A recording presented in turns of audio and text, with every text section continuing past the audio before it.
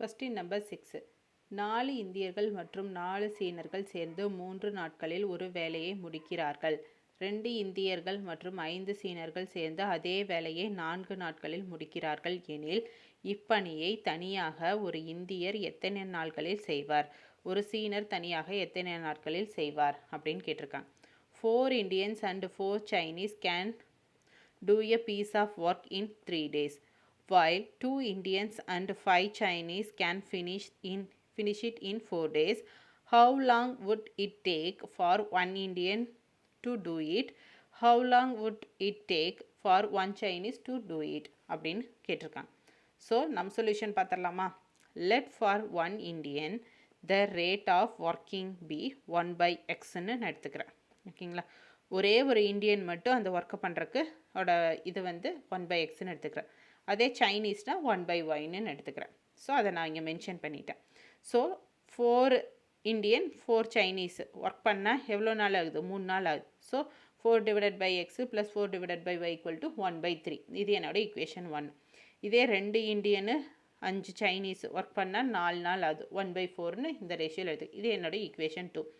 இப்போ 1 by x நான் ஏவும் 1 by y நான் பின்னு கன்சிடர் பண்ணிக்கிறேன். அப்படி எடுத்துட்டோம்னா அப்போ இங்கே 4n கன்வெர்ட் பண்ண முடியுமா? இந்த இடத்துல நம்ம எப்படி எழுதலாம், 4 × 1 by xன்னு எழுதலாமா? 1 by xக்கு பதிலாக ஏன்னு போட்டோம்னா அப்போ இங்கே 4n வருமா? ஸோ அதை தான் நான் இங்கே சப்ஸ்டியூட் பண்ணியிருக்கேன். 4a + 4b = 1/3.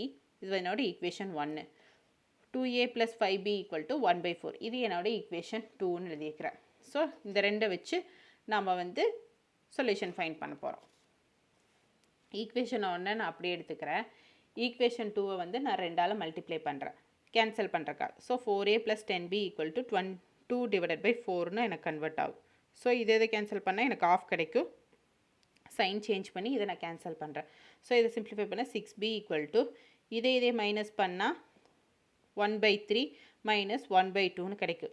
ஸோ இது 1 எல்சிஎம் எடுக்கணுமா, ஏன்னா பேஸ் நம்ம ஈக்குவல் பண்ணணும். ஸோ எல்சிஎம் எடுத்தோம்னா 2 - 3 divided by 6ன்னு கிடைக்கும். அப்போ -1/6. So -6b = -1/6. b = -1/6 × -1 இது இங்கே 1 இருக்கிறதா அர்த்தம், மேலே போகும்போது 1/6ன்னு கன்வெர்ட் ஆகும். ஸோ மைனஸ் சைன் இருக்குது, so minus sign. So -1/6. 6 × 6 36, 1 × 1 1. So minus into minus plus. So +1/1 divided by 36ன்னு வரும். So b = 1/36. b = 1/y அப்போ பியோட வேல்யூ என்ன, 36. y = 36 days அப்படிங்கிறதா இதோட ஆன்சர். ஸோ இந்த வேல்யூ என்னத்தை ஈக்குவேஷன் 1ல் சப்ஸ்டியூட் பண்ணுறேன்.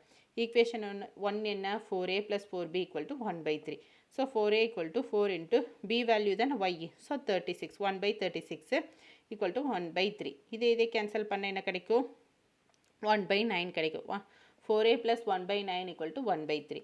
So 4a = 1/3 - 1/9. ப்ளஸில் இருக்க இந்த கொஸ்டின் மைனஸ். ஸோ -1/9.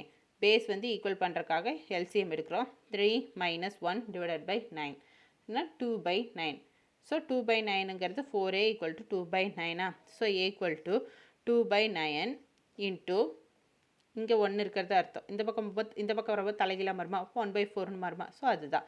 ஸோ இது கேன்சல் பண்ணால் 9 × 2 18, 1/18 கிடைக்கும். So a = 1/x. அப்போ x = 18. So 18 days.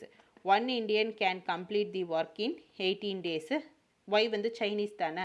So 1 Chinese can complete the work in 36 days.